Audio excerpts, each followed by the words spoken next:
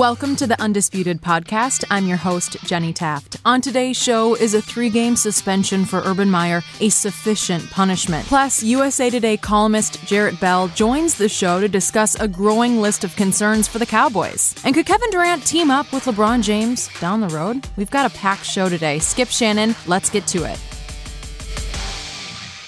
Last night, Ohio State suspended Urban Meyer for the first 3 games of the season after their investigation found he mishandled domestic abuse allegations against a former assistant coach. The school said that even though Urban did not condone or cover up the domestic abuse, he failed to take sufficient action. They also said he did not, quote, deliberately lie when asked about it at Big Ten Media Day. Athletic Director Gene Smith was also suspended. Let's take a listen to Urban Meyer yesterday.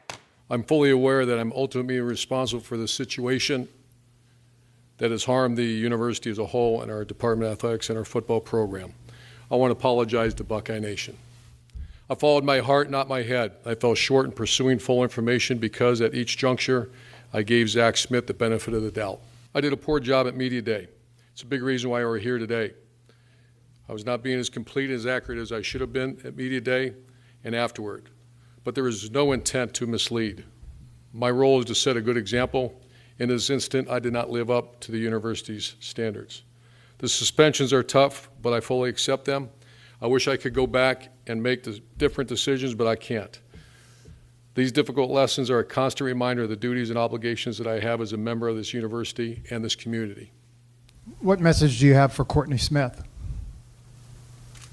Well, I have a message for everyone involved in this. I'm sorry that we're in this situation. And I'm just sorry we're in this situation. Skip, was the punishment enough?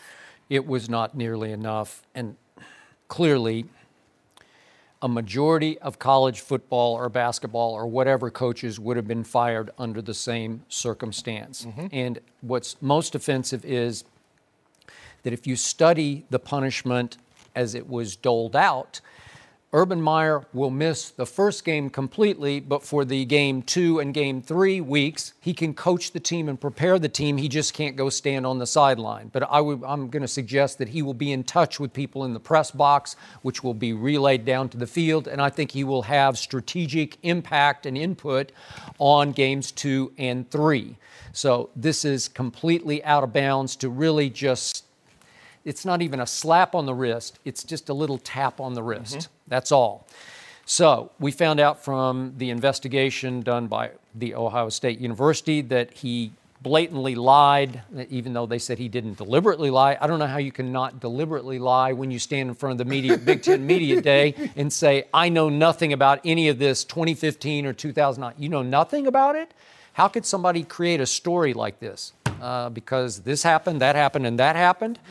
And we know for a fact that he had his director of football operations show him how to delete text messages on his phone from more than a year back. So those were all gone when they did the investigation.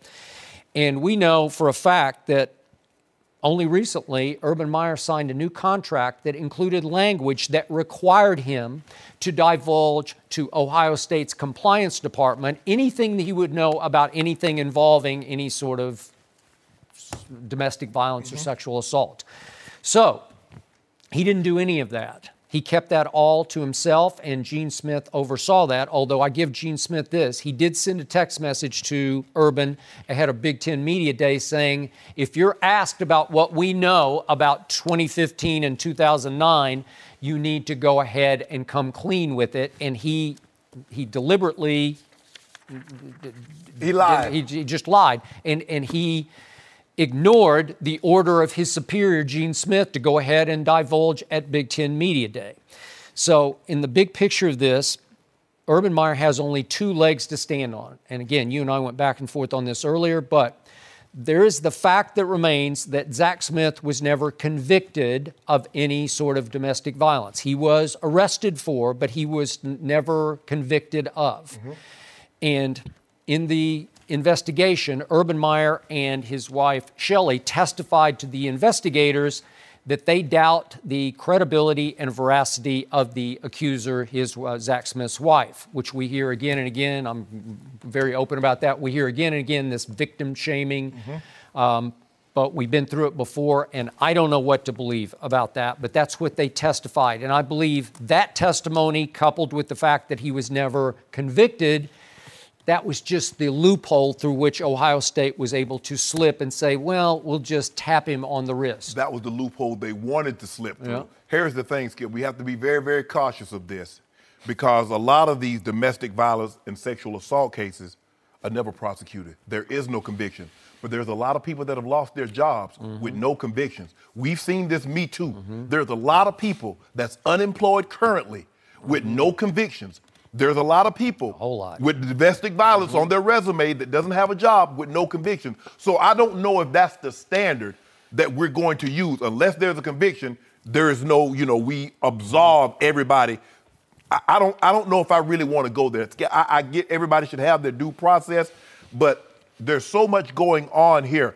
After Zach Smith was fired, there in this report, this is 7:35, Shelley Meyer conveyed, and he texted Coach Meyer, I'm worried about Zach Smith.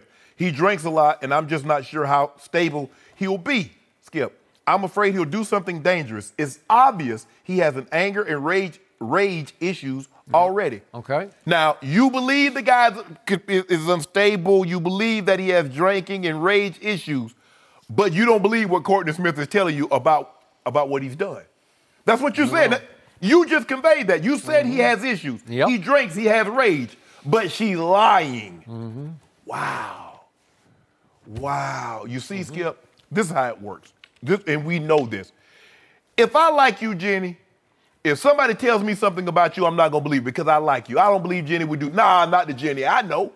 But if I don't, yeah, I believe it.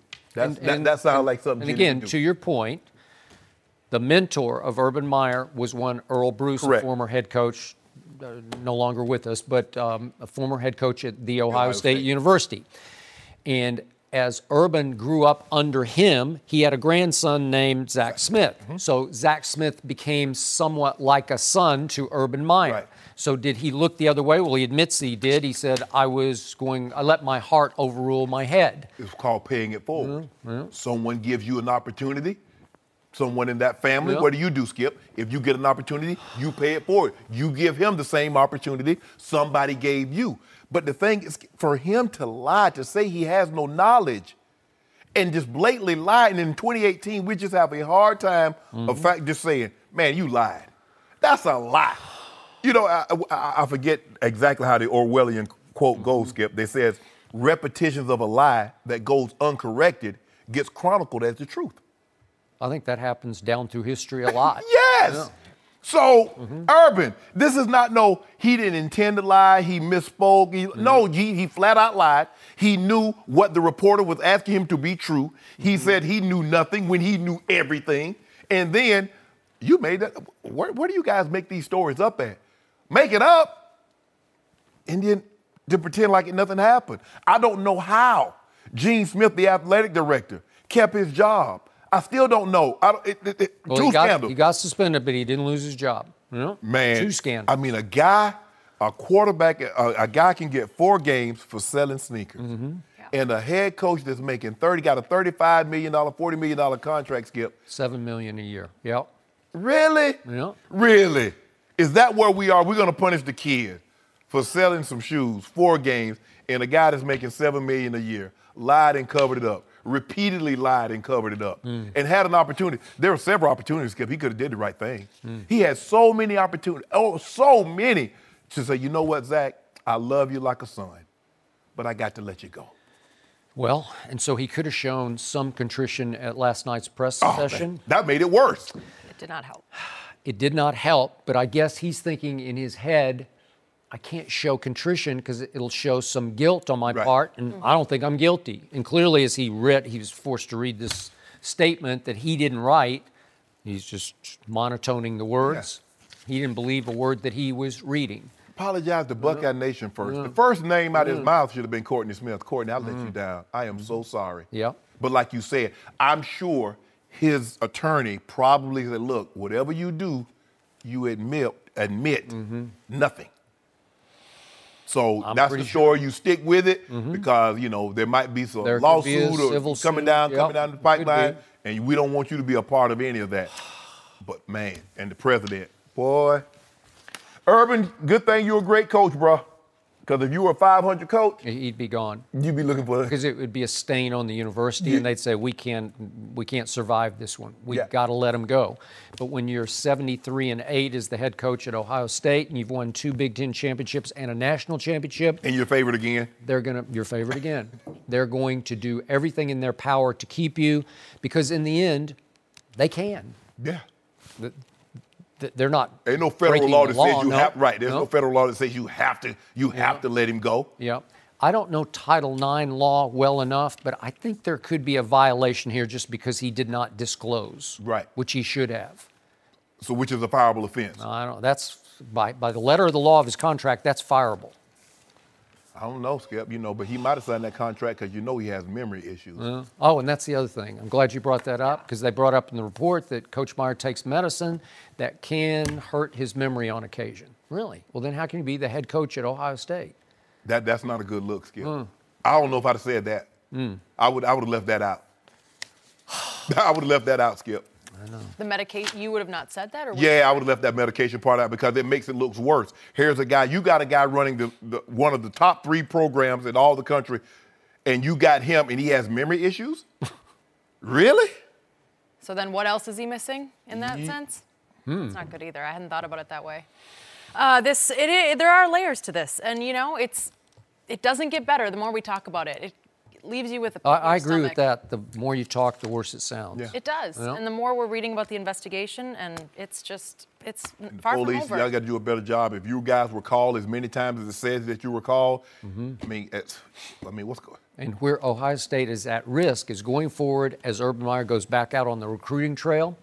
What do moms and dads think of Urban Meyer's ethics and character now? Maybe not a lot. It has to be affected in some capacity. No mercy. Well, the Cowboys have not gotten a lot of good news this preseason. On the offensive line, Zach Martin injured his knee, and Travis Frederick is out with an autoimmune disease. They also have a group of unproven receivers after losing Jason Witten and Dez Bryant. On the defensive side, they have a young and inexperienced secondary and reportedly had a chance to trade for Earl Thomas, but chose not to do so. We're joined now by NFL columnist for the USA Today, Jarrett Bell, and we're so glad to have you. Quick thought here. I've known Jarrett Bell since our days together way back when at the Dallas Times-Herald. And Jarrett Bell is an NFL authority. So we appreciate you being here. Okay, you have raised the I've raised the bar. right? And you I can live like up that, to it. though. I'm okay Yes. with that. All right. Well, since we do want to get your take on this, if the Cowboys are in trouble. Well, you think about it this way. Every team in the NFL has some sort of adversity they're going to have to deal with at some point in the season. Now, we'll see if it gets any worse. You just can't predict these things. But remember, the Philadelphia Eagles won the Super Bowl last year with a backup quarterback. The Philadelphia Eagles won the Super Bowl last year without All-Pro left tackle Jason Peters. That's true. Darren Sproles, Hicks, the linebacker, Brandon Hicks. So you have to deal with these things. That's the challenge right now for the Cowboys, but it doesn't look good right now. Remember when Tyron Smith got hurt last year and they gave up like 6 sacks to one guy? One guy, Adrian Claiborne. Yeah. Exactly. So that's what the Cowboys really have to be concerned about, is whether or not all of their best laid plans. You got Zeke back. He's being a good citizen. Yeah. You've got Dak back. 3 years in the system. Exactly. So you've got all these things lined up. Oh, by the way, you mentioned the receiver, so that's going to be something they're going to have to develop. But, over and all, it's like, hey, this is the NFL. You've got to put out fires. That's part of the job. And when you were at Cowboy camp, what level of optimism did you sense? Oh, I thought that they felt like at that time, and this is before the offensive line injuries, obviously, the first week or so of camp, they felt like everything was in place. The receiver situation was the big question back then, and how you develop that, without Dez Bryant and Jason Witten, obviously. But, you can do so much when you have Ezekiel Elliott, and you've got him running behind that offensive line. And there was a lot of talk back then at the start of camp about how they were going to incorporate Ezekiel Elliott in the passing game. I mean, you put him out in space. I remember that one play at Pittsburgh a couple years ago, and he takes a little dump-off pass and goes like... Screen goes 80. Yeah, exactly. So they can envision that. So yeah, you know, the Cowboys have been kind of funny when it comes to the consistency thing. They're up one year, they're down one year, they're up another year, they're down another year. And this is supposed to be the year they're supposed to be up, right? Yep, that's so true. we'll see. It's going to be very interesting. They could ill afford to lose these two guys. Zach Martin, he looks like he will probably be back. I doubt he'll play anymore in the preseason with that hyperextended knee. The more uncertain is Travis Fredericks dealing with the autoimmune deficiency disease that he's dealing with. But if you lose those two guys and the lack of playmakers that they already are insufficient on offense, as you mentioned, there's no tight end that puts fear in you. There's no receiver that puts fear in you. You need to run the football with Zeke and then play action off of it, and maybe you're going to get some one-on-one coverage because they got to drop that guy down in the box to stop the run. Skip, they got really three playmakers on this entire team. Sean Lee, DeMarcus Lawrence, who I like to see a bigger body of work, and Zeke. That's it. That's it. Now, you lose those two offensive linemen, and I know Rod Smart did some good things filling in, but Rod Smith. Rod Smith. Yeah. But if you lose those two guys, it's hard for me to imagine that they're going to be able to run the football as effectively as without them. I just don't see it, Skip. I just can't see a situation you lose two of the top 5 or 6 offensive linemen in all of football, and you're going to be able to do exactly what you wanted to do offensively. I just don't see a scenario with that happening. And when they had their most success in 2016, ball control, they controlled the clock, and they kept their defense off the field. And when they hit the field, they were fresh and they could get after you. They play a lot of snaps. They're going to get worn down. So you're telling me that no defensive coordinator in the National Football League fears Blake Jarwin? Because that's their new tight end, Blake Jarwin. No. Yikes. No. That's my new tight end, Blake Jarwin. That's your guy. Yeah. What happened to your other guy? I thought you liked Rico. You was telling me about Rico. No, you was telling me all off Rico. He's a Watch stud. it. I think they're just missing the boat on him. Basketball guy. He's a big basketball guy. He's 6 feet 6 inches. Yeah, you saw him. How'd he look? Oh, I've been watching him ever since he came off the basketball court at Baylor for a couple years now, and have always been, like the Cowboys, I'm sure, intrigued by his potential in the end zone. Okay, you're Just 6 red foot zone. 6. Yeah, just throw it to him. Yeah, you do that. But here's the problem: the guy hasn't played much football, and in terms of not only being able to recognize coverages on the fly as you're playing and just really instinctively. And Shannon, you being a tight end, know as well as anybody. But talk about this for a second, Mr. Sharp, Mr. Hall of Famer. The skill of blocking for a tight end, even if you're not, quote unquote, a big time blocking tight end. How difficult is that? Well, it seems to me that Jerry's saying he can block once he knows who to block. The thing for him is that when people move around, it's like he freezes. And that's the thing. Tell you, coach told me, he said, son, block the guy head up, inside eye, most dangerous man. That's what you go with that situation. And see, I guess from reading what Jerry said, as long as the guy doesn't move or the defense is stationary, he's good, Skip. But no defense is going to stay stationary. That's the whole thing, is to move around and cause confusion. So he's going to have to pick up those things. There's nothing like playing football. He's a basketball guy that doesn't have a whole lot of football plays up under his belt. So... So I am here to predict that one Joe Looney is the Nick Foles of backup center. He's going to come in and he's going to make the Pro Bowl. Is Joe Looney? I don't think so. But well, here, let me give you a little silver lining in the half full, half empty equation here when it comes to him. Of all the Cowboys' backup linemen, right? We know how good their front line is. Pretty good. Yeah, he's like the best of the backups. I know, but is he Nick Foles of the backup centers? I don't know. I wouldn't go that far. You can't say that. But maybe, you're talking about a guy who is in his 7th year. He's been around. He started 13 games. He's had a lot of reps with the first team, and he's had to fill in here and there. So it's not like you're relying on just, a garbage man. Jarrett Bell, I need you to explain one thing to me. There is one game-saving, game-changing, Shannon Sharp wrecking move that Jerry Jones could make. And it's on a silver platter. It is screaming to be made. Please do this deal. Who? It is Earl Thomas. It is please do it, because Earl Thomas obviously is from Texas, went to the University of Texas, and would love to end his career with the Dallas Cowboys. Cowboys do have cap space to sign Earl Thomas, because it would take a lot of cap space, but they got it. And they do have next year's second-round pick, and by all reports, by all accounts, it would take only year 2 to get Earl Thomas. Now, would Seattle be foolish to do that deal, as Tony Dungy said? To me, they would, but if they would do that, it would be game over. It would rectify the situation of losing a Travis Frederick for maybe the whole year, because the odds are telling me that he's going to be gone for the year with this autoimmune. At least half the year. At least half the year, and even if he comes back, you're still fighting weakness, and he won't be a Pro Bowl center.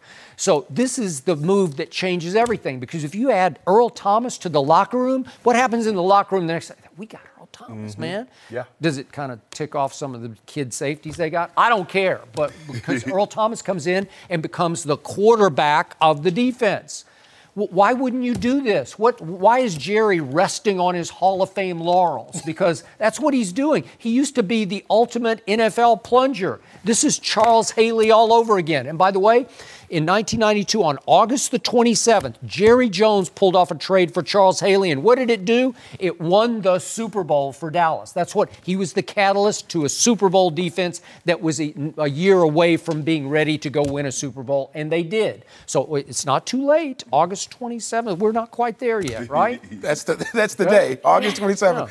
And they've got Chris Richard, who was in Seattle, defensive coordinator, running the defense that Earl Thomas knows. You know, they did bring in a safety this week, Jaron Johnson. Jerron Johnson. Jerron, okay. Yeah. They got him from Seattle because he was coaching high school football in Seattle. And gave him number 29. Yeah. Oh, wow. They thought they got Earl Thomas. They said, well, maybe we'll play like Earl Thomas. We'll fool some people. But here's the deal. You said it, Skip. Jerry Jones used to be primed to make a move like this right then, right now. I think this kind of reflects what's kind of happened with the Cowboys in recent years in terms of Stephen Jones having more of the sway in the front office with Will McClay at his side. And Jerry has kind of, allowed them to do more of this. At least that's the sense I get. You talk to Jerry and, he'll tell you he's involved in all the decisions, which I'm sure he is, and they run things by him. But, the Cowboys have operated with a lot more caution. I mean, we're talking about Travis Frederick. Caution and Cowboys in the same sense? Think about it. I mean, Zach Martin or Johnny Manziel. Right. That works. Yeah, so that kind of underscores, the philosophy here. So I think there's some of that here, but at some point, you've got to make the move that can help you do it. And like you said, you've got the capital to do it from a trade standpoint, to give up the second-round pick. The money, we've seen safeties always devalued in terms of the draft and the money. But when you're talking about the best safety perhaps in the NFL, one of the top 2 or 3, then there's a case to be made for striking a deal that gets it done. And when you feel like you are this close to getting back and having to close the gap on the Eagles, which is not going to be easy on a lot of levels. We talk about the offensive line. Just think about the matchups against Philadelphia and who's going to block Fletcher Cox and Tim Jernigan. Shoot, week 1. Bennett, Bennett, they got Haloti Nada. Don't forget the guy who knocked the ball out of Brady's hand.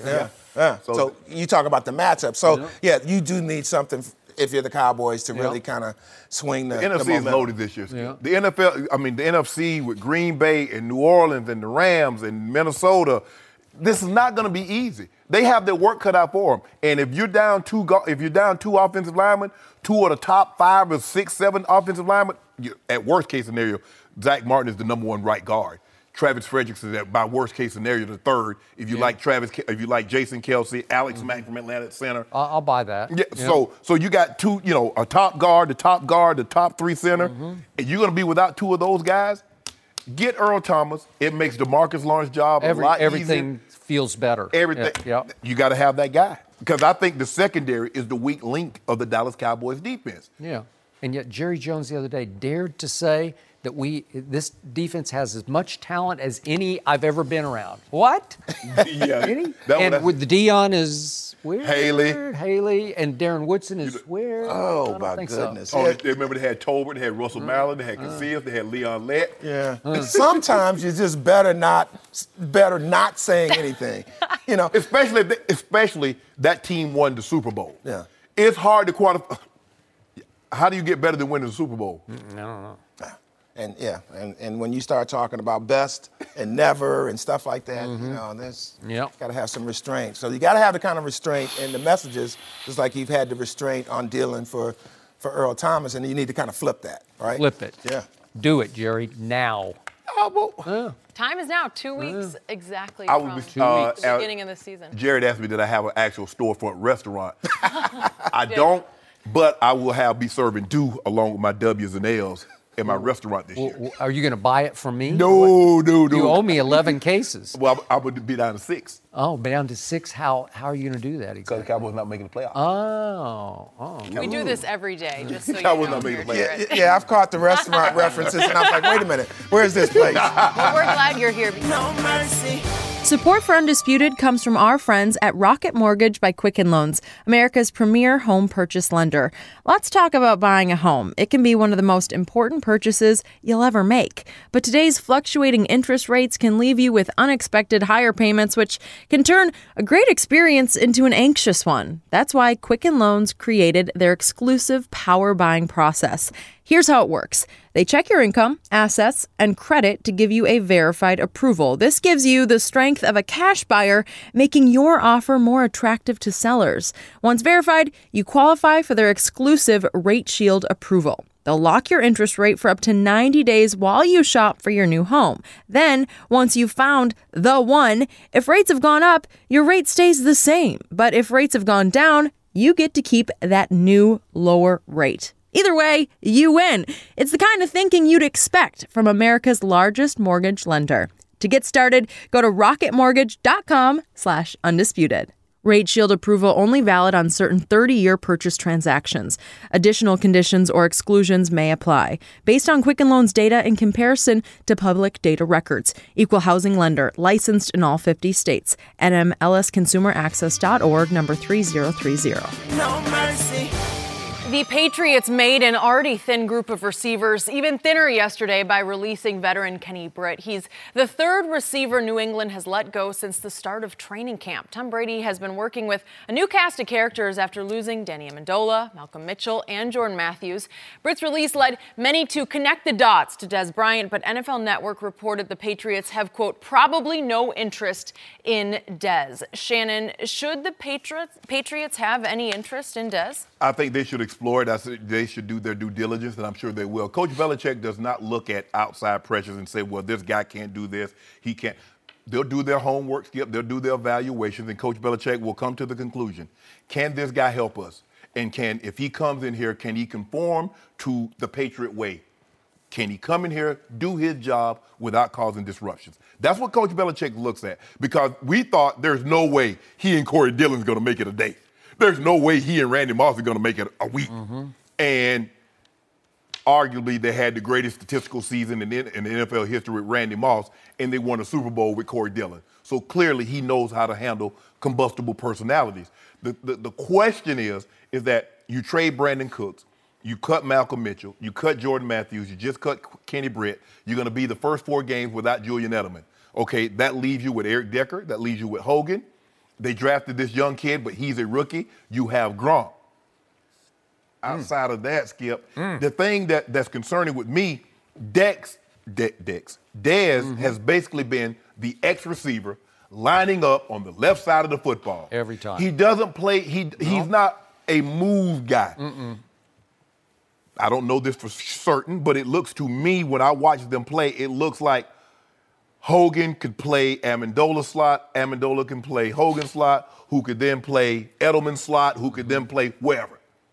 The question is, how fast could you get Dez up to speed where he could do all these things? That's the question, Skip. It's not easy when you haven't been a guy that's played multiple positions and all they've done was allow you to learn one position. The thing for us, Skip, when I played in Denver, I had to know what Rod Smith had to do, who was X. I had to know what Ed had to do, who was Z, what the zebra position had to do.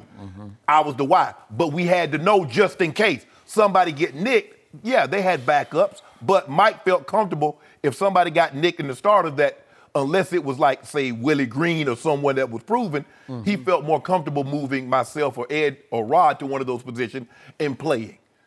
So the question is, Dez having only played X receiver, lining up and not moving basically his entire career, how soon could he get caught up to speed? Because what we've heard is that the Patriots have a very, very complicated playbook. And you play, and Tom Brady, hey, and one thing that what got Tom Brady upset last week that caused him to punt the ball in the crowd, Skip? They were dropping passes. If you don't mind me asking, in 2017, who dropped the most passes in NFL? Okay. I don't know if it's a great match. Dropping the ball, putting the ball on the dirt, and not being able to play multiple positions. It doesn't seem like a match made in heaven to me. So, you know how I now feel about Bill Belichick when it comes to Tom Brady. If he decides that Dez Bryant can in no way help Tom Brady, he'll sign him. Stop it, Skip. He'll sign him. Only you would come to that kind of realization and rationalization. And I think I'm right about that. But back to your premise. Corey Dillon had some baggage when Bill Belichick took a shot with him. He did. But was Corey Dillon in the middle of his prime? Yes, he was. You could say he was later in his prime, but he was still in his prime. Yeah. Was Randy Moss still in his prime? Yes, he was. He had his best season ever, 2007. Chad Ochocinco. Now, Chad Johnson, my friend, our friend here on the show, he still had something left in the tank when Bill brought him in. And it was very different because Bill knew Chad. Right. Bill had worked out other players where Chad had been at workouts at the LA Coliseum here, and Chad can run all day. And Chad's got a big heart and loves to play football. He never ran the most precise routes in Cincinnati because he could mostly just run by people, as you know, and let TJ Houshmandzadeh run all the underneath stuff. And it took Chad a long time to get on Tom Brady's wavelength. But Tom loved him, and finally they got him one ball in the Super Bowl. Remember that? Okay. But it didn't really work out. But all the players with baggage, Albert Haynesworth, LeGarrette Blount, Aqib Talib, Brandon Browner, I could go on and on. They all could still play, right? I'm not sure Dez can still play. I'm not sure what's left. I saw broken down last year. I saw shell of self. And to your point, I saw a guy who had lost a little bit of speed and a little bit of quickness and just couldn't separate anymore because he can't out-route you. You know, like he was never forced. He was always so much better than everybody, so much bigger and stronger, high point the ball, jump volume, that he never had to rely on supreme route running to escape, right, to get open. Well, last year he did, and he couldn't do it because he's never had to do it before. Right. Well, with this quarterback, you have to be on a dime. Right. You got to be exactly where you're supposed to be, exactly when you're supposed to be there. And there's no ad-libbing. There's no ad-libbing. This would be, to me, I couldn't pick a receiver that would be a worse fit for Tom Brady than Dez Bryant at this stage of his career. Right. Maybe if Tom got him in his first year or two, you could figure it out. Right. But now, really? Because the thing let's just say when Chad was in, Ochocinco was in Cincinnati, he was with Carson Palmer, they might have an outbreaking route. But the way, if the DB lined up outside, Chad would run in, break it, and Carson would know that. He would just know. Right. But that's not how most offenses are. No. If you're supposed to go outside, you run the outside right. I agree. And Chad was as great a deep threat for those couple of years as you will ever see in this league. And he could run the route tree. Chad was tremendous. He run that speed out where you 10 roll to 12 and fall off the table. His end cut. I mean, he was nimble on his feet. Dez is not a tap guy. Yeah. So it's not a good fit, Skip, to my eye. But Coach Belichick, what he does is that he can see things that from the outside we may not see. Maybe. So, but I believe Coach Belichick would do his due diligence. They will look at it. They'll come to a conclusion. Either he can or he can't, and they'll move on. My bigger concern for Dez, how's his confidence? Skip, we're getting ready to start. Can't be very good. Skip, we're getting ready to start the season. Yeah, and to your point, you got to learn this in what? In 10 practices? Days. I don't know. Yeah. I don't think so.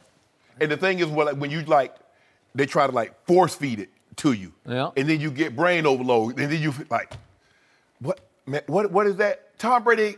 Listen, when Tom Brady come out the huddle, he's not really trying to tell you, it's going to be this coverage and this is what you need to do. Tom Brady needs to know everybody knows what they're supposed to do and get to where they're supposed to get to. Tom's like, I got enough on my plate. Can't be worried about do you know what you need to do.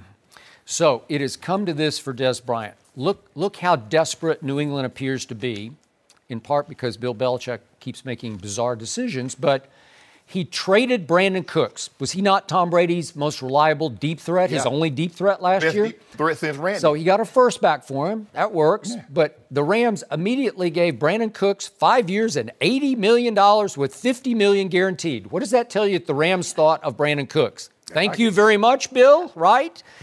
And then the Patriots acquire my guy, Jordan Matthews from Vanderbilt University, the all-time leading receiver, catches and yards in the Southeastern Conference. And I think, okay, this will work because he's a good kid, big heart. He's sort of like Chad, loves to play football, hasn't been able to stay healthy, and he couldn't really stay healthy, but gone. Malcolm Mitchell had a good Super Bowl against Atlanta. Looked like he had some game to him, and he couldn't quite stay healthy, and he's gone. And Kenny Britt, I thought he had something left in the tank, and he's a big, strong receiver. Couldn't stay healthy. Gone. Julian Edelman, gone for the first 4 games. Right. So it's down to Chris Hogan and Philip Dorsett, and I'm not sure about whether he's ever going to figure it out. They do have Cordarrelle Patterson. Okay, and he's a kick returner who might moonlight a little bit as a receiver, but just moonlight.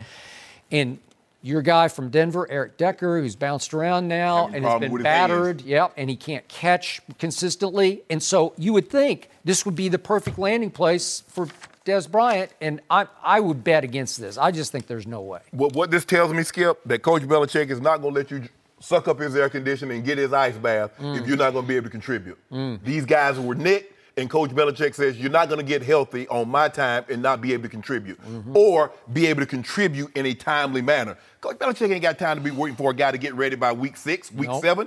I need you to start the season. And it doesn't look – and if Coach Belichick looks at it like this, and I've always felt this: if you limp into the season, you limp out the season. And here are guys that are nicked up in camp, Skip. They can't get on the same. Tom needs time, and Tom hadn't played with any of these guys, so he needs to work, and he can't get it.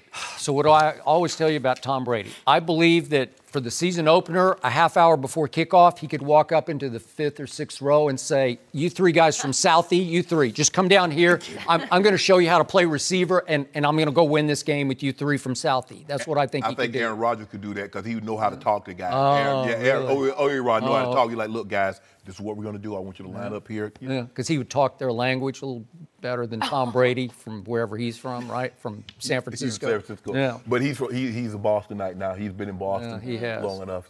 So, I want to remind everybody, despite all of this going on with the lack of receivers, you want him to sign Dez? The New England Patriots are still the favorite to win it all. Do you know why that is? Because they still have the best quarterback. Do you Simple. Do you want them to sign? Do you want them to sign Dez? I do not. Absolutely not. That's a shame. No, I do not. They're going to have to find help somewhere. If he picked you out of the crowd, you think you could get the job done? I'd be good. I can run all day. I can tell you that. So confident. I can run all day. First of all, at the pace you're going, they're going to need you to speed that up a little bit. I run those 6:30s. I can still do 6:30. Man, the first time you burst, you're going to pull a hamstring. I don't know about that. Skip, you ain't had to run that fast. I know you can run distance. You probably run for an hour straight. Oh, I'll run for more than that. It's about more my style. Oh, more than that. Okay, I did set you up for that one. No mercy. There were a bunch of angry Minnesotans, and I know a few of those people, yesterday after newly signed Viking safety George Iloka was wearing Adrian Peterson's number 28 jersey at practice. It looked weird. Iloka said he's not planning on wearing Peterson's number and, quote, I just think that was the only number available, so they just threw me in it. I'm so glad we have Eric Dickerson here with us. That was the only number available. Only number. Only number available. Is it disrespectful? The Rams should throw somebody into that 29 someday, right? You didn't tell them I wish they might. Come on. I'm sorry. No, is it disrespectful in your opinion, Eric? You know what? I would say yes and no because, look, football goes on, with or without you. But a player like Adrian Peterson, to me, would be a first ballot Hall of Famer for the Minnesota Vikings. No matter how it ended, he's the guy. When you look at 28, you'll always think of Adrian Peterson wearing number 28, not George, whatever his name. Nothing against him, but nothing against him. I can tell you, matter of fact, I think in 1993, they put a guy in my jersey by the name of Dexter Davis. Ooh. And he was a defensive back, I think he made a Pro Bowl, but, I think I was still playing. Yeah. And it was odd, but my friend Todd Light told me a story. He said, Eric, I got a story to tell you. He said, in 1991, when I got drafted to the Rams, he said, Mr. Hewitt came to me with number, you know, the numbers to him away. So he gave me number 29. I looked at it. I said, I can't wear this number. He said, why? He said, it's Eric Dickerson's number. He said, but Eric Dickerson don't play. He said, I'm not wearing this number, so I can't wear this number. So really? that's how he became number 41. And Todd Light was a good player. And Todd Light was a good player. Yeah. So it's just certain numbers that you don't wear. Like I look at Ricky Jackson. I'm gonna take Ricky Jackson, my friend, if I'm the Saints. Now Ricky's the only Hall of Famer for the New Orleans Saints. They have never retired his number. Matter of fact, they have a guy wearing his number now. I think it's Okafor, and he got drafted by the Arizona Cardinals, and he's wearing his number. I think that is really disrespectful. This is your only Hall of Fame guy, and you're having somewhere wear his number. So most definitely, I don't feel like anyone should ever wear Adrian Peterson's number. I mean, he's iconic. He's number 20, and I think, like I said, he will be a first ballot Hall of Famer when he retires from football. Yeah, it's the preseason. Who cares? Give him 50. Give him 52. Skip, you're the preseason. When I played the preseason, they gave me number 1. I thought it was cool, Skip, because in high school I was 3, in college I was 2. I was like, oh, I'm number 1 in the NFL. It didn't dawn on me that they give guys that they're going to cut, they give them bullshit numbers. It didn't dawn on me till later. I'm like, whoa. So y'all basically said, y'all can take this number back, get me up out of here. George, take any number. Okay, just for the record, George Iloka has been a 6-year starter for the Bengals. He's I'm not going to say he's just a good player. He's a good player. Yes. All right, go ahead. Yes, he's a good player. All right. But Adrian Peterson, you're going to make a case. Okay, who's the best all-time Viking? Adrian Peterson, Randy Moss, Alan Page, Fran Tarkenton, Chris Carter, Randy Moss. I don't know. Yeah, I don't know. George Iloka ain't going to ever be thought of as a Minnesota Viking or an all-time great Minnesota Viking. But I get it, Skip. For me, if I'm George, I'm like 28. I ain't finna with that. I think he figured that out after a while, right? Yeah, after the fans, they show him and he got 28 on in practice. They're like, that ain't me. That ain't me. No. You try to stay away from that. You go to a team, think about it, Skip. You go to New England. You think I'm gonna let them they're gonna put somebody in 12? What? What? I don't want 87 either. If I'm a tight end, y'all, 87, you better get that number away from me. There have been a bunch of 84s in Denver, though, haven't there? Yeah, they have. You know what? Well, that's a good point. Ooh. You know what? They didn't retire your number. I need to talk to Joe Ellis about that. You should. They be putting there some of everybody, dude dropping the ball, making it look bad. All right, before I go, Jenny Taft, as a longtime Vikings fan, were you offended by this? Yes, it looked weird. I had so many friends actually say, can you please get Skip and Shannon to weigh in on this? This is not right. It's just there are too many memories and they shouldn't be taken away. Okay. Were those same fans down on Adrian in 2014 when he got suspended for almost the whole season for, as you know, he pleaded no contest to misdemeanor reckless assault when he hit his 4-year-old kid. We can go into whether you can love it or not love it or whatever, you can agree or disagree, but I think there were those in Minneapolis and the surrounding areas who did not love what Adrian did. Yeah, sure. Right? Of course. All over. That wasn't just Minneapolis. Sure. Okay. So it felt like from a distance it did not end that well for Adrian in Minnesota because he had an option for one more year at $18 million and he was not living up to that contract at that point. So the Vikings said, thanks, but no thanks. And he said, I want to go explore. They said, you can go explore. You can shop yourself on the market and see what you can get. And obviously, as great backs often do, they all do, as you well know, he overestimated his market value at this stage of his career. Correct. And he wound up taking, I think it was a grand total of $3.5 million to play for for New Orleans last year.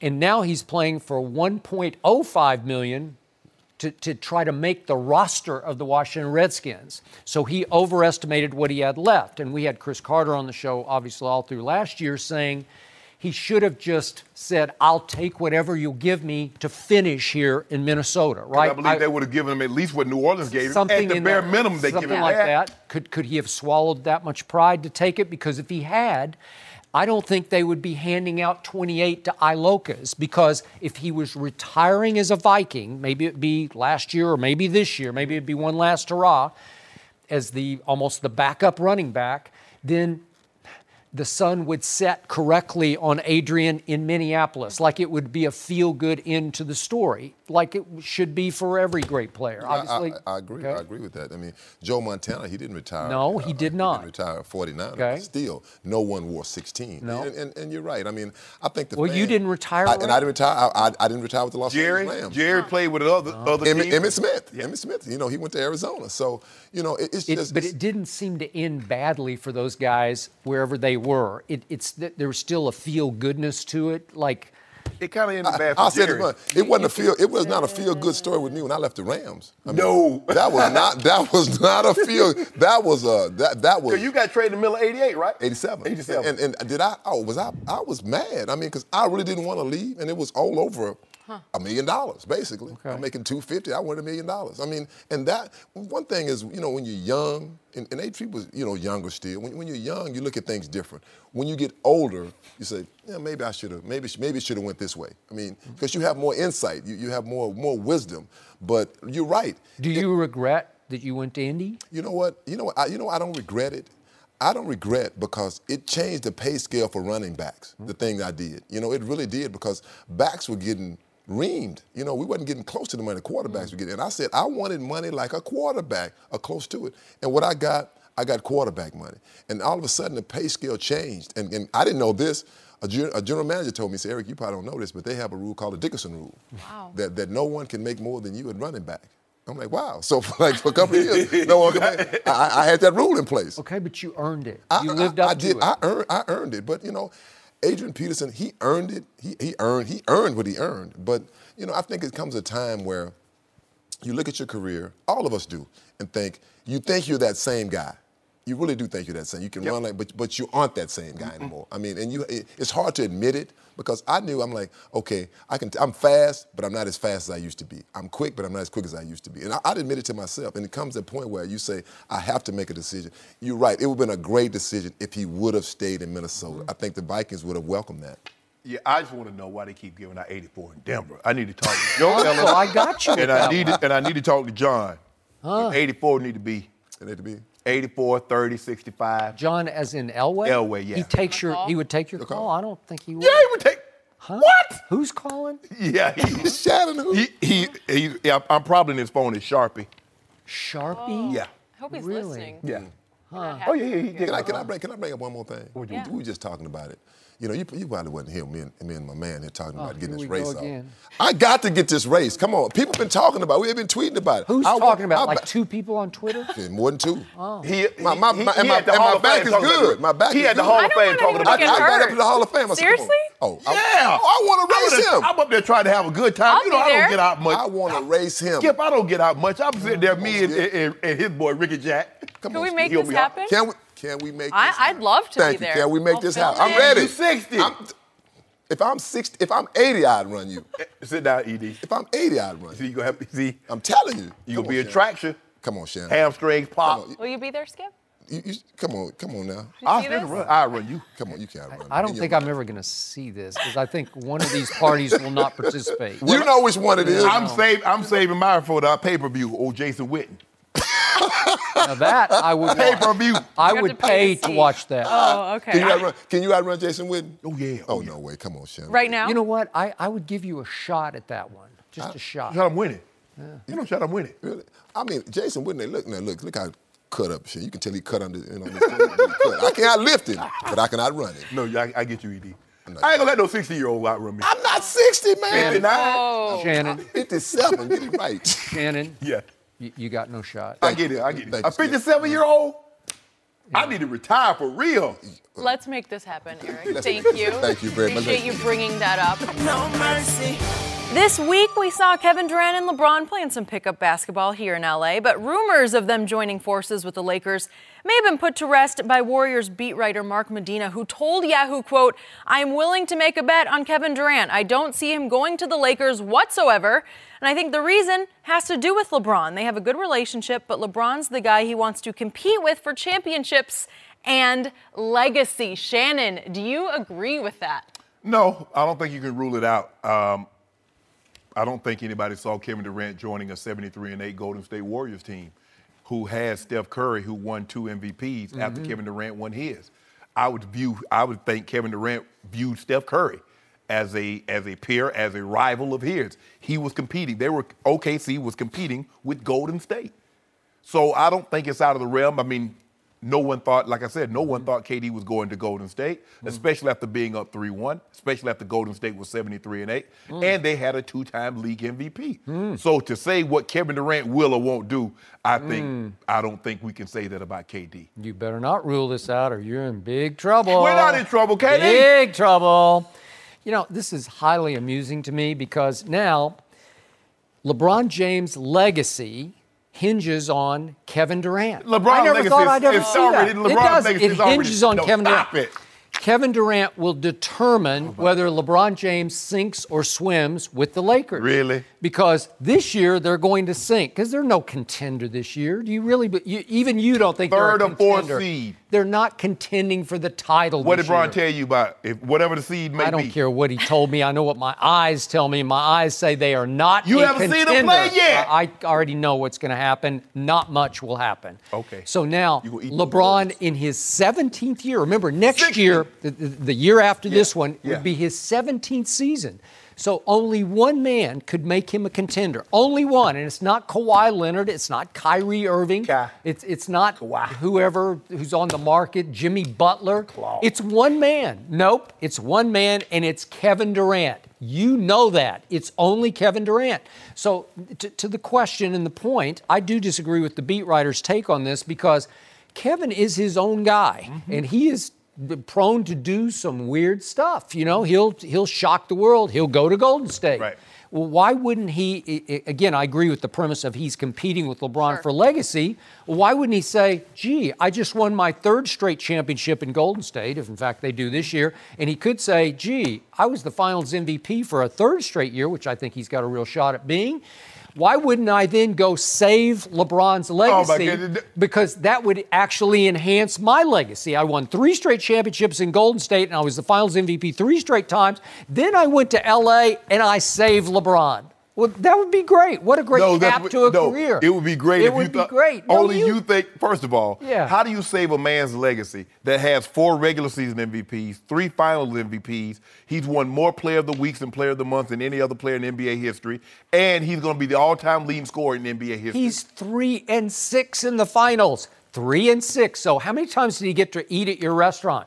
Only 3. 6 nights. 6 times. He came, 6 though. times he came and knocked on the the door, people and Shannon said, everybody- we can't let you in. Everybody don't get to come to my restaurant. 6 times? Everybody can't eat there because it's an unknown location. Can you imagine LeBron James being stuck out on the street in front of Shannon's restaurant, calling Uber, saying, can you come get me because I can't get in? Oh, he coming in. More times than not, he He's comes not in. Oh, 3-6. But he could be 4-6 if Kevin Durant said, hey, I'll save you. Might be, hey, I got a sneaky suspicion that when it's all said and done, LeBron will be 6-6. Huh, 6-6. And how's that going to happen? That means he's going to win 3 championships in LA? 3!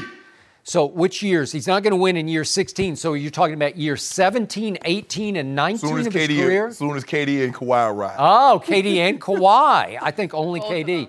Because Kawhi, we know he'll quit on you. Don't do that, Skip. Don't do that. Don't do that. The man was injured. He was injured. They say he looked good out there at UCLA, though. Oh, they Is that didn't what I heard? say that. That's what I heard? I heard he got hurt. That's what I heard. Got an Skip. insider there? Yeah. Okay. Yeah.